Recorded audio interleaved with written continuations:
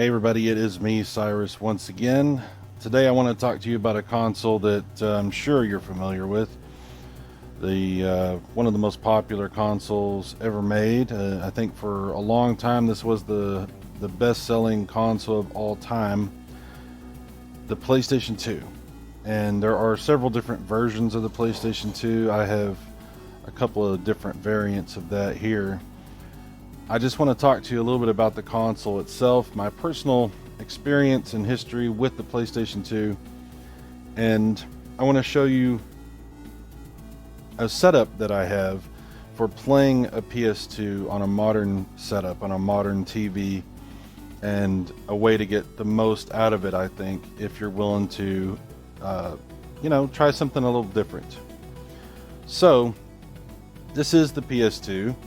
This is just your standard old school fat model PS2.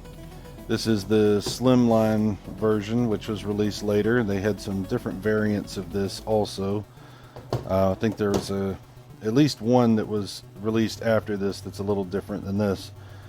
So yeah, there's a lot of versions, different colors, different models, things like that.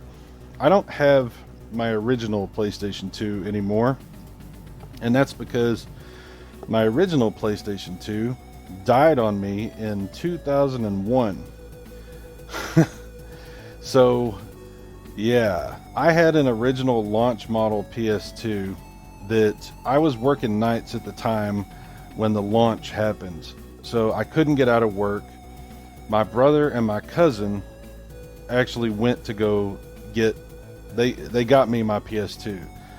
Of course, they were getting their own PlayStation 2s. My brother was getting mine, my cousin was getting his. But this was back in the days when you had to just go and wait in line, and this was at Walmart in Dallas, and there was no there was no sense of order to it. There was no pre-ordering. There was no list. There was none of that. You showed up when they decided it was time to form a line. They called it out or let people know, and you had to know where the line was going to start and get there quick enough for however many they had. And it was brutal. It was savage, as the kids say. And so at this particular Walmart, my brother and my cousin, they showed up at Walmart way early, like a lot of people did, and were just wandering the store, buy a candy bar, buy a Coke, sit around, wait, walk around. But everybody knew why they were there. All the employees knew why they were there. But nobody, there was no, oh guys, wait over here, or this is what's happening, or none of that. Nobody would tell nobody nothing. And so it got more and more tense as the night went. But anyway, at the very end of that process, they called out, okay, we're forming a line over here at the customer service, whatever. They ran over there, got in line, and I think they weren't first in line, but they were not far back, maybe 6th and 7th place, something like that in line. And they announced there was only going to be like 15 PlayStation 2s available. And what was really crazy is, and you feel bad for the people that go through this, you count off 15 people, and that's it. There's no more. You might as well leave and go see if you can find one somewhere else. But there were still people that decided to wait, just in case something happened or somebody couldn't afford it, somebody didn't have their credit card information right, something, just holding on to that hope. Something would go wrong for somebody else that was already in line, and they would get their PlayStation 2. And of course, it is what it is. It's very brutal, but that's how it was back then. So anyway, I got my PlayStation 2, thankfully. Beautiful PlayStation 2. I still had the box, the original box, until just a few years ago. Unfortunately, it got thrown away. But my PlayStation 2 did not last. The box lasted many, many years longer than the PlayStation 2. Unfortunately, the laser went out on my PS2. And this was, my brother and I had a chance to play the launch titles. I played the crap out of Gran Turismo 3. He got Zone of the Enders, Metal Gear Solid 2, played all the way through Metal Gear Solid 2. He had some other games. I had some games. Like, we shared the PlayStation 2, even though it was mine, we still shared it. But in 2001, it died. The laser died. And I had no way of repairing it. I had no... This was, you know, the internet was around, but it wasn't like it is today. And I just was not able to do anything with it. So I actually threw my PlayStation 2 in the trash. I did it also out of spite because I was really pissed off. And that was the last console gaming that I did, other than I did end up getting a GameCube and played it a little bit. And I did have my retro consoles. I still had my Turbo Duo. I still had my Sega Saturn. So I played those, and I played the GameCube a little bit. But other than that, that was when I stopped being a console gamer. And for the most part, I played PC games. We got really into Half-Life and Team Fortress Classic. We played the crap out of that. Quake 3, we were really into Quake 3. We played PC games. I did a lot of, how shall I say this, obtaining of PC games. Back in those days, I obtained them. And I was a PC gamer pretty much primarily up until many years later, when my wife, out of nowhere, in I believe it was 2007, bought me a PlayStation 2 after it got super cheap. She bought this PlayStation 2 right here, the slim one, and got me a few games for it. And it had been so many years since I had played a PlayStation. She got me Burnout Revenge and a few other the new Mortal Kombat. I think it was Mortal Kombat Armageddon. I still have that disc, and I was blown away. I couldn't believe how badass it was. I got really into it again. And then, of course, the Xbox 360 had just come out, and she ended up getting the family an Xbox 360. And of course, from there, I was back into console gaming. But that was, a good 5 years, maybe 6 years, where I was really not a console gamer. So my history with the PlayStation 2 is one of almost love, but a lot of hard feelings because of what happened, because it died on me. And when it died, I had to buy a DVD player. Thankfully I got a DVD player, and they had gotten a lot cheaper by that point. But yeah, the PS2 died on me. And so yeah, I missed out on many years of PlayStation 2 games. And in recent years, I picked up a PlayStation 3 that has PS2 backwards compatibility. And I picked up this PlayStation 2. The slim one doesn't work that well anymore. The laser's kind of iffy on it. This is, like I said, the one that she got me in 2007. But I got these two PlayStation 2s from a family member. And this one's not in the best shape, but this one is in really, I think, good shape. Other than it has a few scratches, it's in really good shape. But I wanted to show you a little bit about what I have set up now that I'm back into playing PlayStation 2 games. So I can play PlayStation 2 discs, and I have recently, in the past couple years, I've picked up quite a few PS2 games. And it's because they have been relatively inexpensive. I think they're getting more expensive now, but the past couple of years has been a really good time to buy PlayStation 2 games because the prices have been pretty reasonable. PS1 games were still pretty good, but have really started to get expensive. So, I love the PlayStation 1 as well. But as far as PlayStation 2 goes, it's like I'm almost discovering this system because I really had limited experience with it.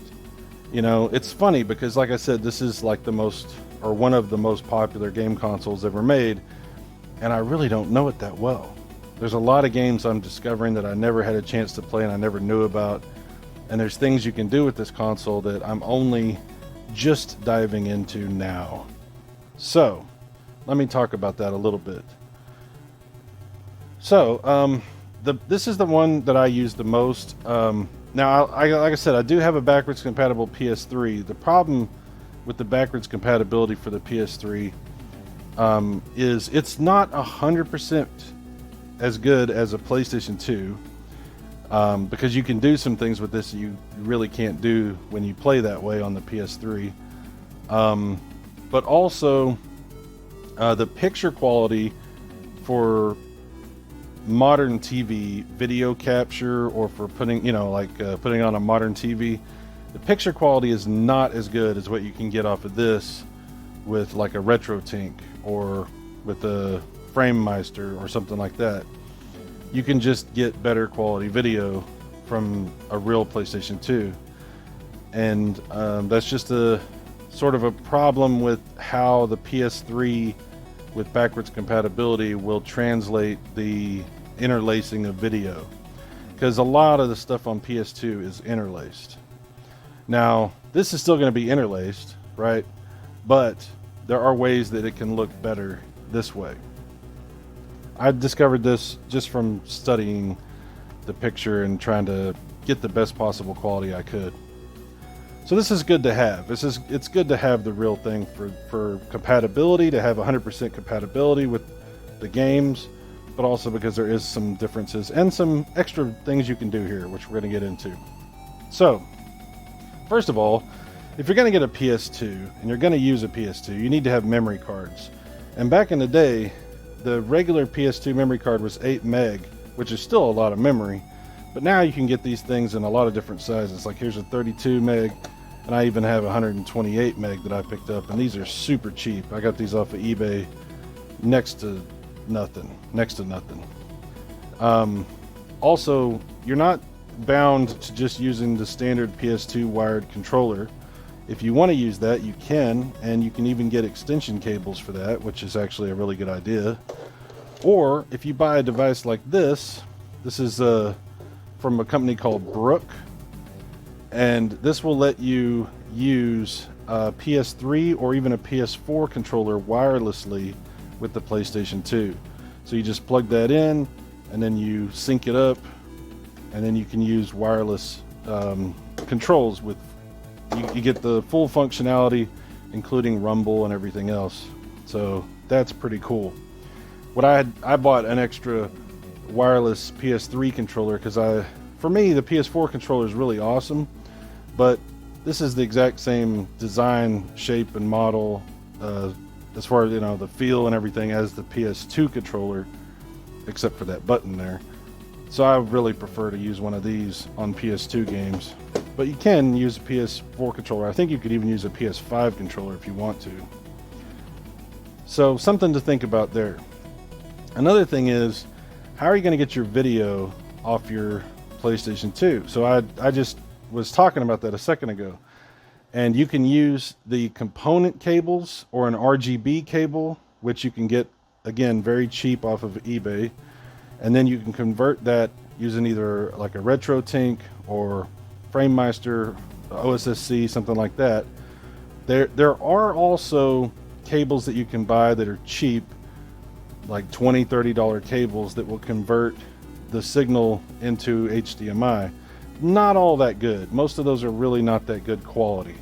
They're okay, but they're really not that good. But I will say, this sucker right here, this is from a company that I have recommended in the past. They make a really awesome Dreamcast adapter that'll let you use HDMI for your Dreamcast.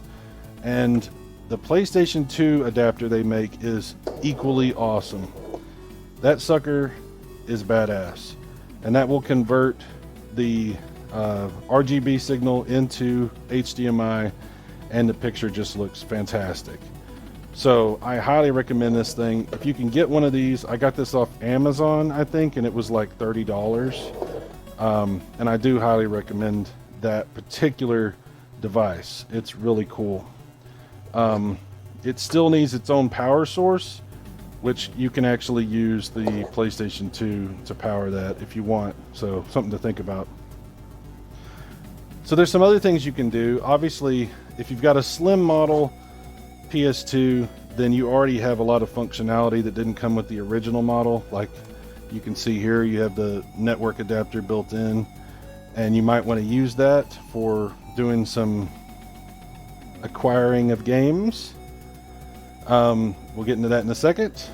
If you don't, and you have like the old school fat model, you can get the network adapter for that, as you can see here, which you can use that for getting online, but you can also use that for other things.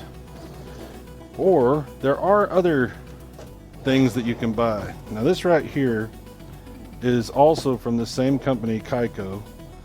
I'm assuming I'm pronouncing that correctly. And this adapter is a adapter. It doesn't do anything with the networking, but it will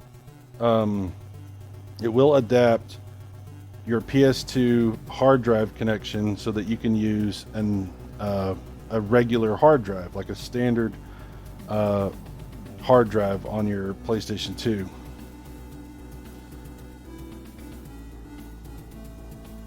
Okay, so this is what the boxes look like for these two things that I'm trying to tell you about. Here's the HDMI adapter, which I said is actually really cool, and I highly recommend. It puts out a great picture. I'll show you some footage of that in a minute. And this is the SATA hard drive adapter. Okay, so yeah, it does exactly what you think it does. It lets you use a SATA hard drive inside your PS2, and that's important because the format of hard drive that the PS2 is originally equipped for is very old and antiquated and outdated, and you can get a lot bigger hard drives that are a lot more reliable and will work really good using this adapter. Some people have said that there's certain models of hard drive that work better than others. I've seen some lists that people have put together on the internet where they get better results with different hard drives and things like that. So look into which hard drive, like which model hard drive and how big the hard drive is that you're planning to use. But I didn't have any issues. I've got an old 320 gig hard drive that I put into this, and I might upgrade that to a 1 terabyte that I have to see how it works. But so far so good with this. In order to get this to work, and the reason that you want that, by the way, you want that to put games on. You can rip your own PlayStation 2 games and convert them into ISOs that are readable on this, and then you could, if you don't have them, there's other ways you can get PlayStation 2 ISOs. I'm sure you can figure that out. But yeah, you'll want to do that and put them on the hard drive. There's some software that you probably want to use to do that, and you can look up the processes of how that works. You're also going to need a memory card that has some software on it called the Freewill McBoot. And if you put that on your memory card, then you will be able to boot straight off the PlayStation 2 games off the hard drive with no mod chip, nothing like that. Just straight boot the games and play them off the hard drive of your PS2. That's not necessarily going to help you like play copied discs, like if you have like DVD-R discs, copies of games. There are some other things you can look into if that's something you're interested in doing. That's not really what I'm doing, but anyway, this is more for just playing games off the hard drive. It'll also let you play games off the USB. So if you have some games you want to put on USB and just plug a thumb drive into your PS2 down there, then you can actually do that. And I do have a thumb drive right here, a little tiny one that I put into my PS2, and it has some games on it. But I'll warn you, if you play PlayStation 2 games off of a thumb drive, it has very, very slow read speeds. So keep that in mind. There's certain games that will work really well for that, like compilation collections of older games, like old arcade games or the Intellivision Lives game, things like that. Those will work really good off of a thumb drive. But if you want to play retail, full, awesome games with video and all kinds of stuff like that, you're going to want to put those on a hard drive. So anyway, there you go. So this is what I will be using to play PlayStation 2 games and capture some video for the channel. And I still have my fat PS3 with backwards compatibility that's hooked up in the living room. It's a great way to enjoy the games and have fun. But as far as capturing the games and everything, I think this is a really good way to do that.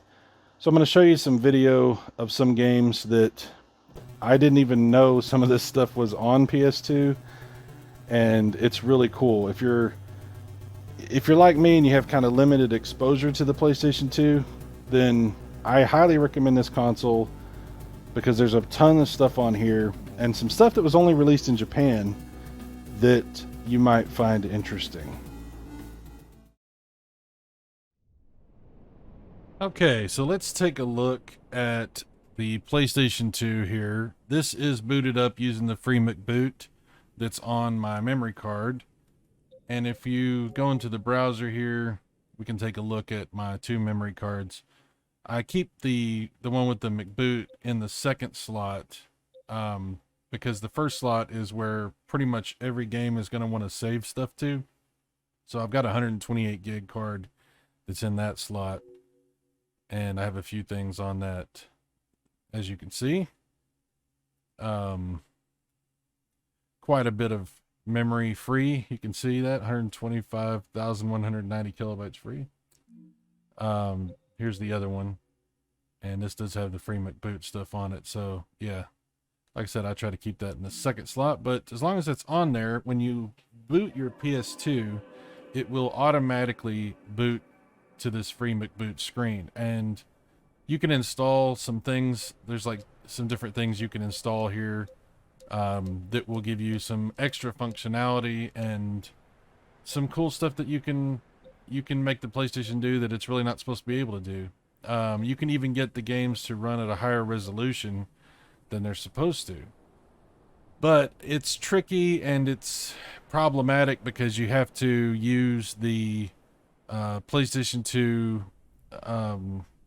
component cables. It will not work with RGB cables. And you'll have to, if you do that, then you have to have a converter that will convert the component straight to whatever resolution you're outputting. So what I mean by that is, like, if you set this to output the PlayStation 2 to 1080p, you're not going to be able to use your RetroTink because the RetroTink will not accept that high of a resolution for a component. So you'll have to have a component to HDMI adapter that does. So it could get a little tricky. And of course, using games at that higher resolution, you're going to see some weird artifacts and bizarre things happen, and the system slows down. And it's just this, but it's an interesting thing to play with. So it's available to you if you want to mess around with it. But on here, I've got this program set up, Open PS2 LD, and this is where I go to access all of my ISOs that I installed onto the hard drive and onto the USB. So I'll show you what it's like when we load that up. Take a couple seconds to load here.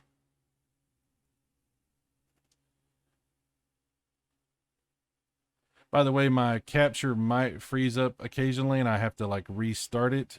Every time the system changes resolutions, it causes me a little issue. So if you notice that, that's what's going on there. So here's, I have it set to automatically go to the hard drive to see what all games I have on the hard drive.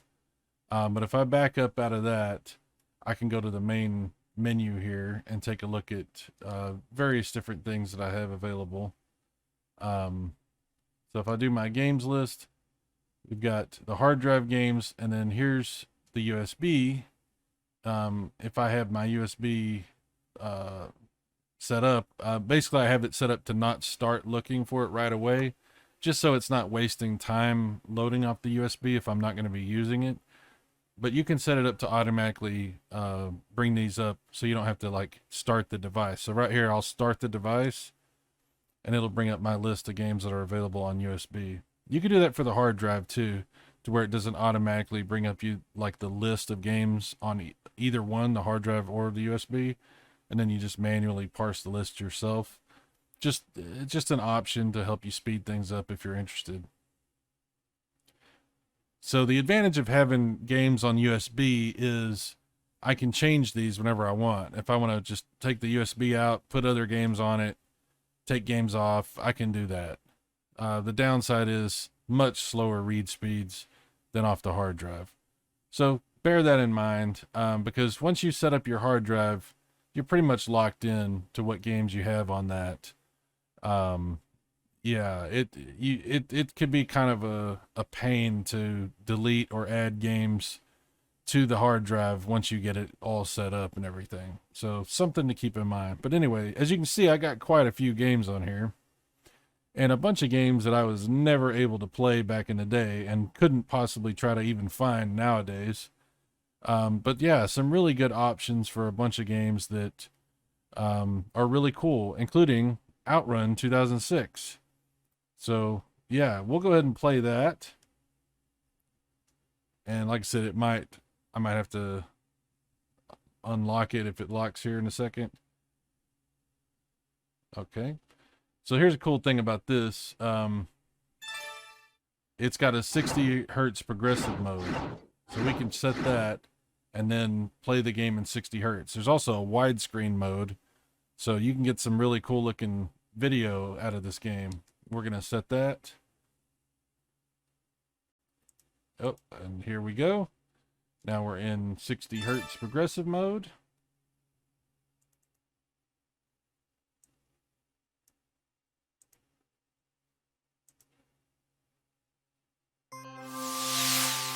And here's the game. Okay, so this will still run off the USB, but like I said, it just gets kind of sluggish, and I don't recommend that you do it. I think you'll have a lot better experience off of a hard drive. Unfortunately, you can't really install a hard drive on a slim model PS2, so you're kind of limited there. So we got widescreen mode set up, so let's switch to widescreen.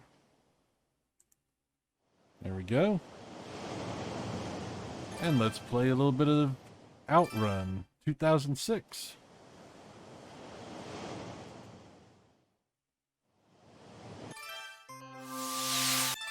All right, single player, coast to coast. I've barely played this. I haven't had this set up for very long, so as you can see, I got a lot of stuff that I need to unlock. But this game is amazing. I love Outrun so much, and this particular version is fantastic. We'll stick with the yellow car. We'll do that.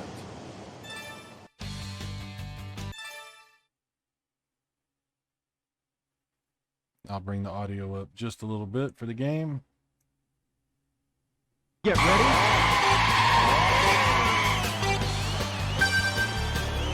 And here we go. And we do have, like I said, the full rumble using that wireless adapter. No noticeable lag that I can detect anyway. Runs really good. Analog works great.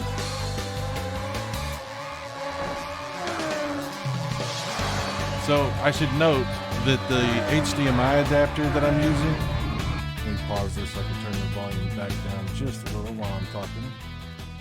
The HDMI adapter that I have from Kaico that I'm using, it has a switch on it that says YUV and RGB.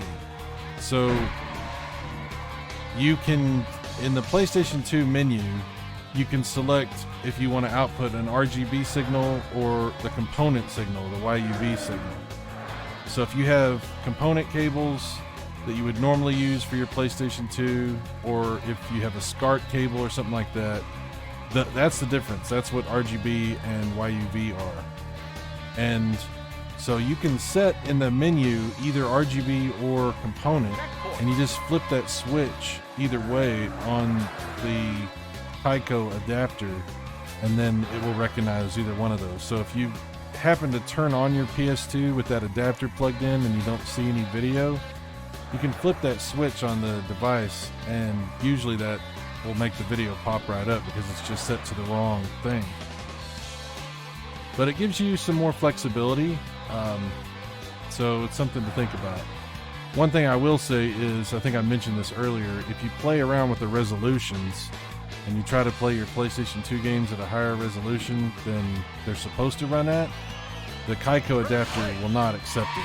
Now it'll do 480p, as you can see. It has no problem displaying 480p on the games that support that. It'll do 480i, no problem. It'll do 240p, all the games that do whatever resolution. But if it's something beyond 480p, then you're going to have some issues. It's not going to work with this adapter. So if you're playing around with that ability to change resolutions, you're going to have to use something else. That's not going to work. But otherwise, I think this converter just puts out an immaculate signal. I'm very, very happy with this. It really makes the PlayStation 2 seem like a modern console. I mean, the graphics for PS2, it's amazing. They still hold up in a lot of games. Not every game, obviously, but there's a lot of games on this console that just still look absolutely fantastic. Oh boy, I'm struggling here. Just a really cool system.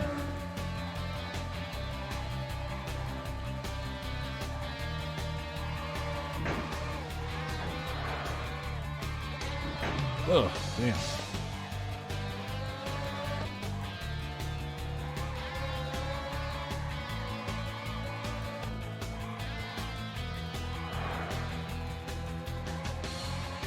It's cool you have the different cameras. I'll stick with the regular chase view. I think that's the one to go with for PlayStation for Outrun games.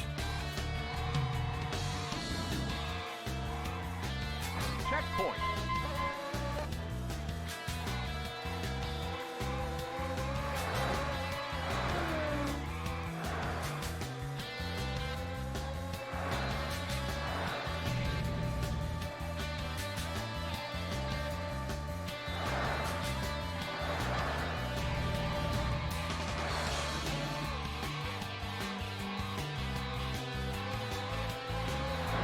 Not every PlayStation 2 game supports 16:9 at 480p, but the ones that do, I mean, it's definitely cool to see a game running like this on this old hardware.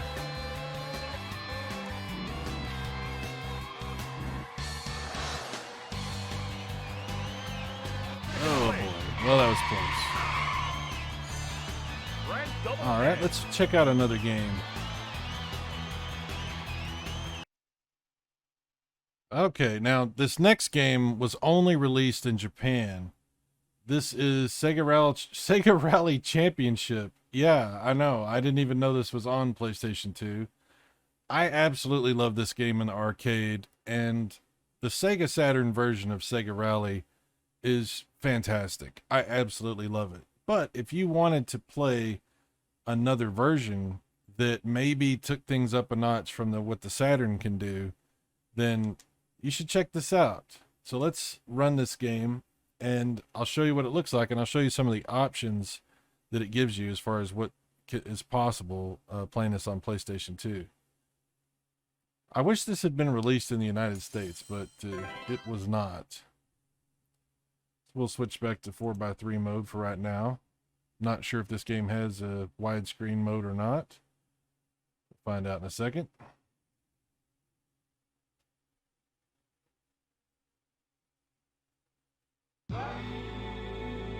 Okay.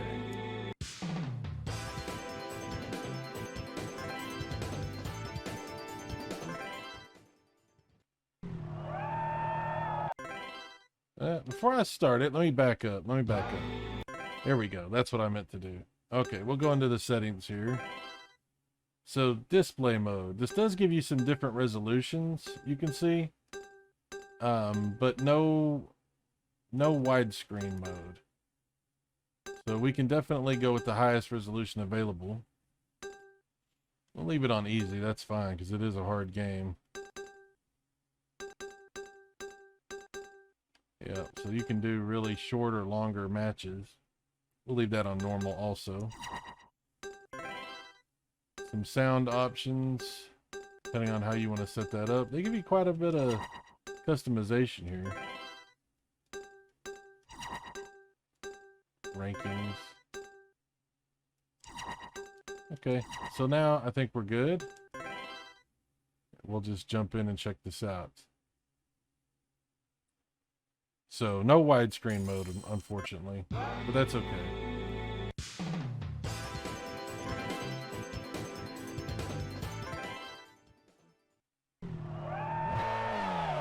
All right, here we go. 3, 2, 1, go! And I'll tell you what, the analog feels so good playing this with a PlayStation 2 controller. I love using the analog 3D controller to play this on the Sega Saturn. And a regular D-pad is fine too, but yeah, this is nice. Long medium right, check mark. Easy right. It's like, I don't know if it's exactly like the arcade. It's been so many years since I played the arcade version, but it's definitely an improvement from the Saturn version. As much as I hate to say that, I love the Saturn version, but there's definitely some improvement. I'm probably not going to do very well. Get around here.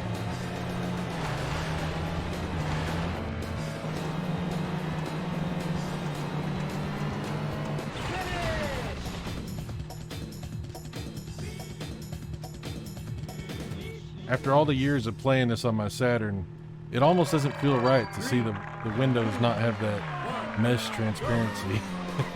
Actual transparent glass? What? That's blasphemy. What's up with that? Very long, easy right. This game looks so good.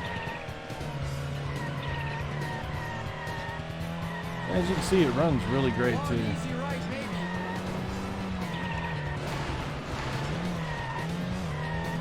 Very long, easy left.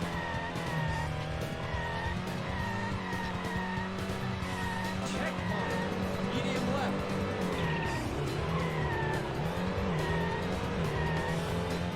Medium left, maybe. Oh boy, screwed that up. Long medium right.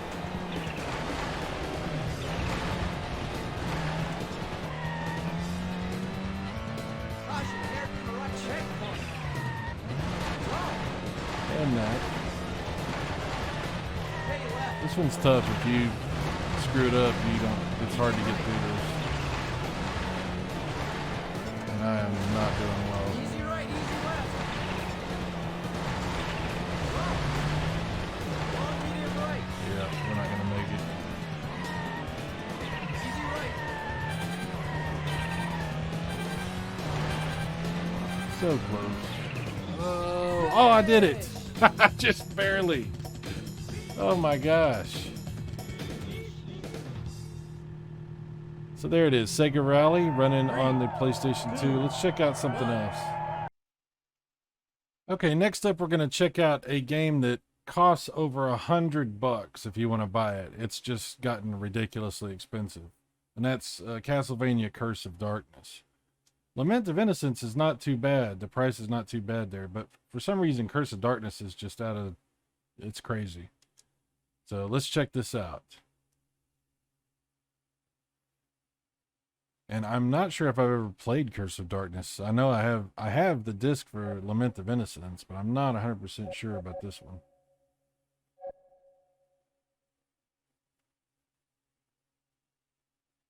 No widescreen support for this game, unfortunately.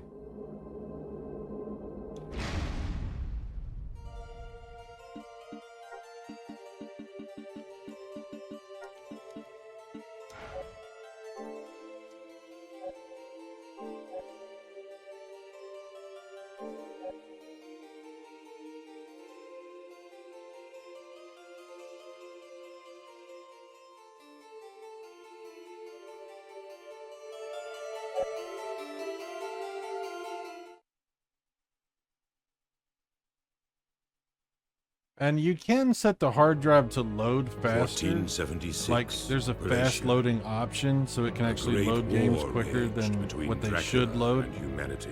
But I have everything Just when set it to seemed emulate that the there was same no speed hope as the for DVD. mankind to prevail. And the reason for that is Out of the because, darkness and unfortunately, despair. sometimes when you have games loading faster than they're supposed to, there could be artifacts, and it could cause problems with the game loading correctly. It could actually cause a bunch of issues. So rather than deal with that, and I could set up each game to run differently on a game by game basis. So some games I could have load faster, and some games, if it was a problem, I would disable it. But I haven't messed with that too much to figure out which games work better with it and which ones don't. So for now, I just disable it and just use regular loading speed, because I'm old school and loading times don't really bother me. It's not like a big deal. I don't think this console really has bad loading times anyway, but it's something you can tinker around with if you're curious about it. 3 years have passed since the death of Lord Dracula and the invocation of Dracula's curse.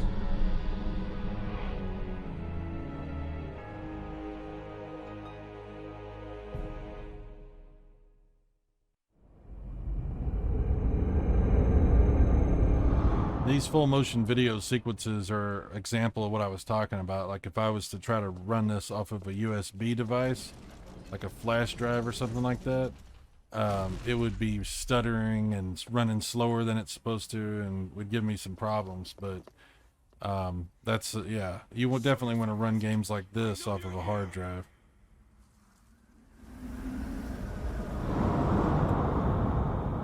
Hector, is that you? I finally. Let's see if we can skip the cinema and just jump into a little gameplay.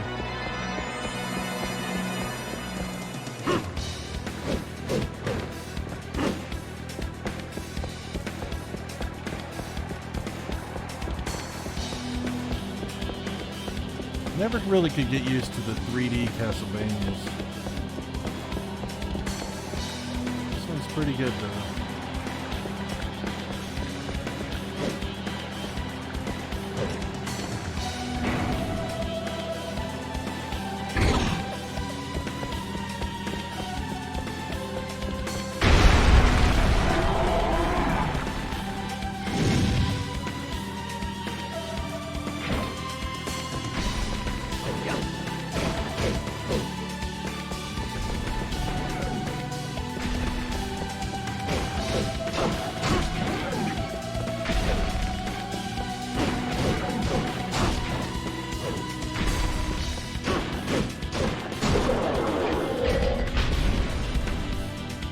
Die, monster.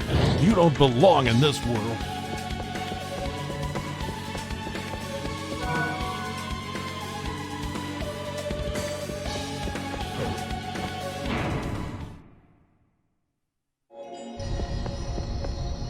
As you can see, the game runs good, it looks good, no issues, and I think it you know, running them on this adapter definitely makes the games look, just phenomenal. We'll do one more game and then we'll wrap this thing up. So the last thing I wanted to look at was some 2D gameplay.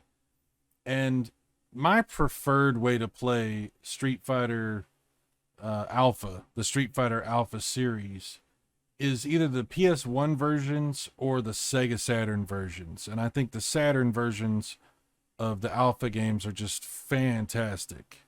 Street Fighter Alpha 2 Gold, or 02 Gold, and Street Fighter Alpha 3. Those on the Sega Saturn are just fantastic. But I, for many, many years, played the Alpha games on the PlayStation. So that's my bread and butter, where I really know the games and love the games. And both of those consoles will play these games at 240p. So you don't have any problems with interlacing or anything like that.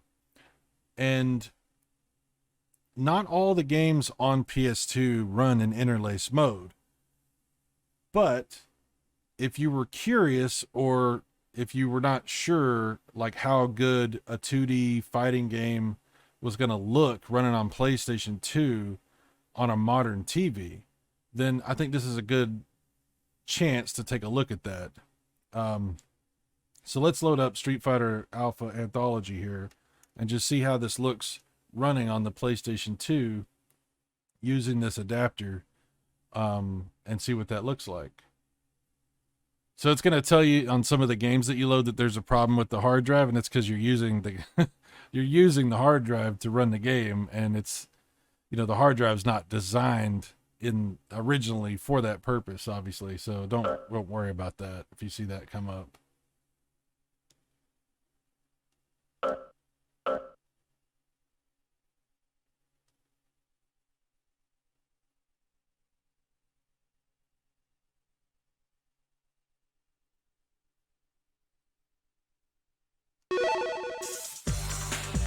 Alright, so as you can see, there is some interlacing going on. I don't know if you can detect what I'm talking about, but there is some lines that you'll see on the screen there.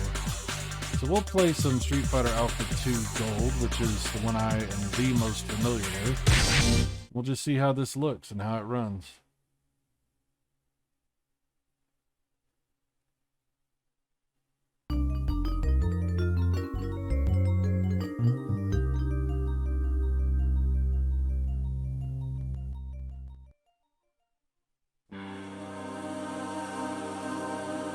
Curious about this cinematic because on the original release of Street Fighter Alpha 2 on the PlayStation, this cinematic was a video file, and then on Alpha 2 Gold it was actual engine running sprite work, I guess. And on the Sega Saturn it's all engine running sprite work. On here it looks like I'm having a hard time figuring it out, but it might be a video file. A lot higher fidelity video file, obviously. Yeah, it's interlaced. So that's definitely a video file. That's something you would get. A little bit higher quality than what you would get, but the same thing from the original release on PlayStation. Alright, let's look at our options here real quick. Game options, as usual, so I don't really care about that right now. Controller settings. I have my own preferred controller settings. High punch. Oh, good. It kept my settings from last time I played it. Okay. You also have vibration in this mode, which is nice. Something you don't get in the original PlayStation and Saturn version. That's pretty cool. Display adjust. And you do have some filtering you can do here, but other than that, and some sharpness you can adjust, which is interesting. I think I have it as sharp as it'll get. Let's take a look at it and see what it looks like. See if there's any interlacing or if the game actually doesn't run interlace when you start playing it.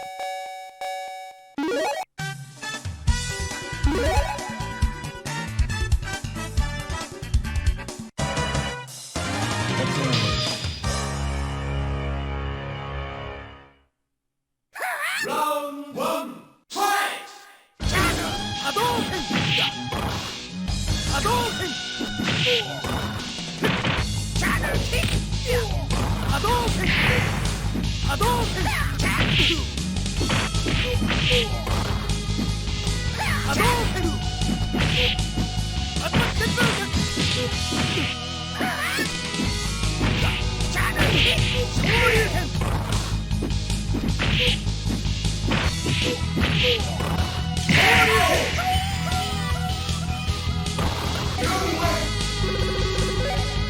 I can't tell if the game itself.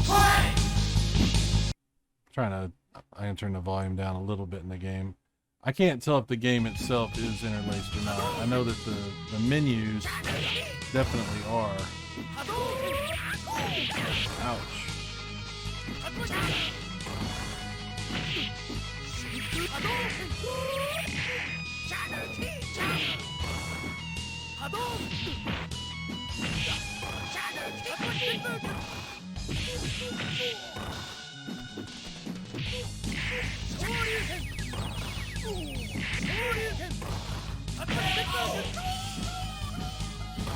But I'll say it looks pretty good.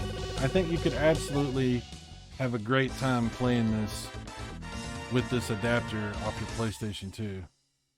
I think it looks very sharp.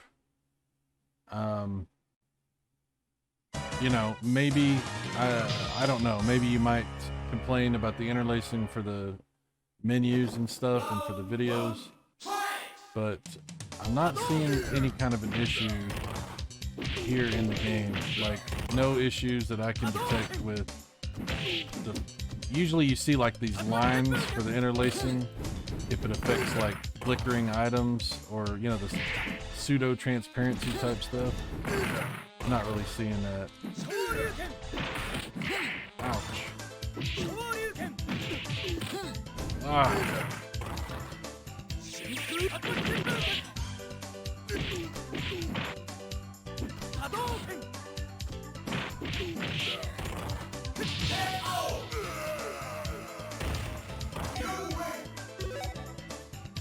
Round 2, fight!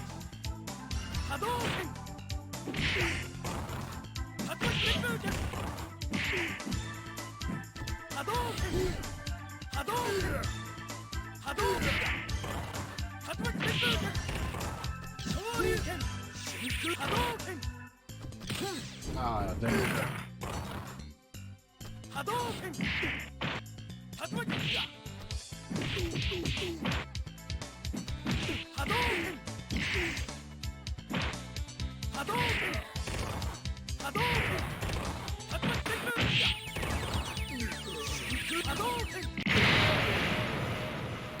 Well, there you go.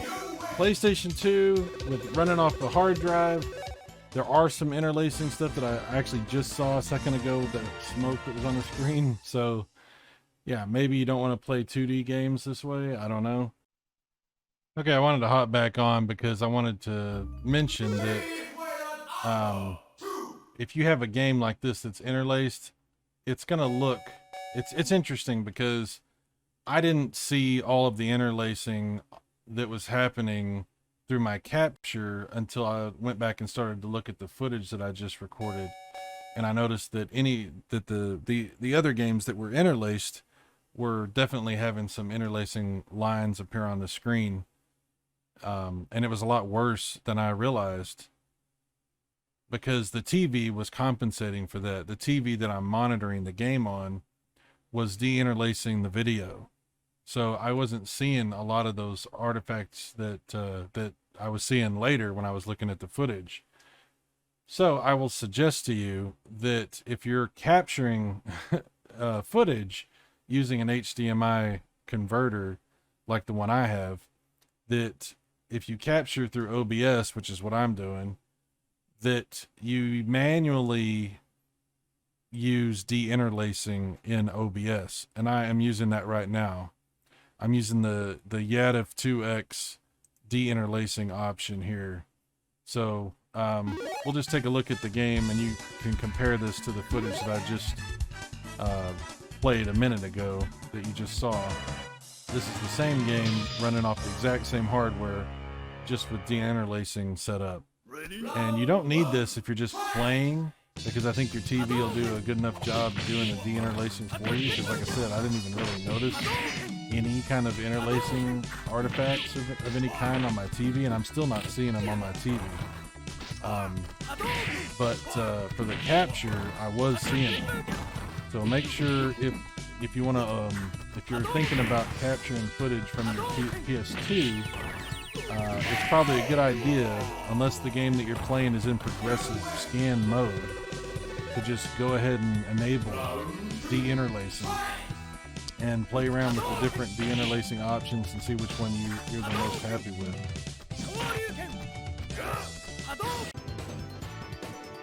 Alright, going back into some Sega Rally just to show you that, since we're using de-interlacing now. Looks a little bit different. 3, 2, Hopefully you see some improvement here. Yeah, like I said, when I was originally recording, I definitely didn't see all the artifacts because my TV was just compensating. So, yeah, I did not see all of the interlacing stuff the first time around. So I just wanted to include a little bit of extra footage here at the end so you can see what it looks like properly de-interlaced. PS2, it's a quirky system, you know. It's well known for this because of the interlacing for the games. But there are ways around it. You can still capture your footage and have it look pretty good.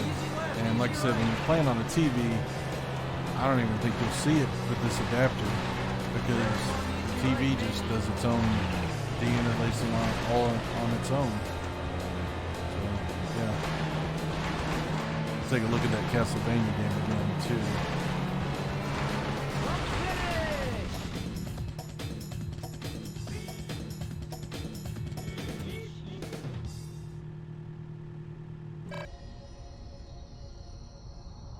Okay, well, here you go, de-interlaced.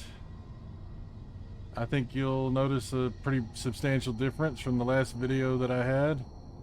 So hopefully, because I was saying the game looked pretty good and I was going back looking at the footage and I'm like, whoa, yeah. But I think it does look pretty good as long as you have it properly de-interlaced.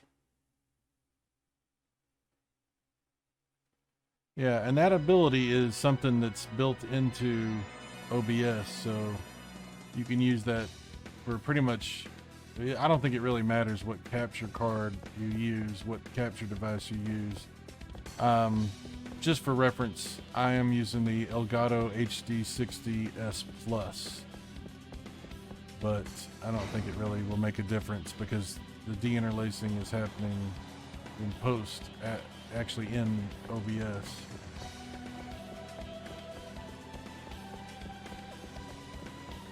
So yeah, seems to run pretty good.